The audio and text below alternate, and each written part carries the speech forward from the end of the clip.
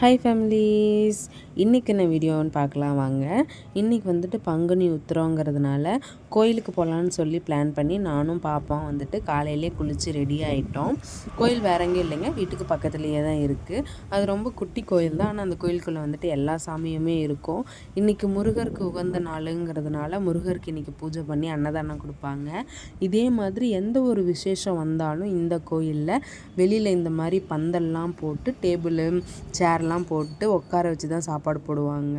எந்த ஒரு விசேஷனாலும் இங்கே இப்படி தான் நடக்கும். நல்லா கிராண்டாக செலிப்ரேட் பண்ணுவாங்க.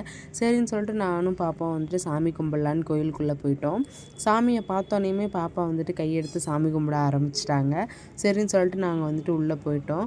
உள்ளே வந்துட்டு சாமிக்கு பூஜை கரெக்டாக நடந்துகிட்டு இருந்தது. கரெக்டாக நாங்களும் உள்ளே போயிட்டோம். அப்புறமா பார்த்திங்கன்னா சாமியை சூப்பராக அலங்காரம் பண்ணி வச்சுருந்தாங்க. காவடியெல்லாம் கூட ரெடி பண்ணி வச்சுருந்தாங்க.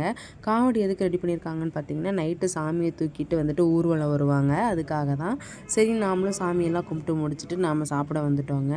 பாப்பா பாருங்கள், நான் தான் சாப்பிட உட்காருன்னு சொல்லிட்டு அடம் பண்ணி உட்காந்துட்ருக்காங்க. வீடியோ எப்படி இருக்குன்னு சொல்லிட்டு கமெண்ட்டில் சொல்லுங்கள்.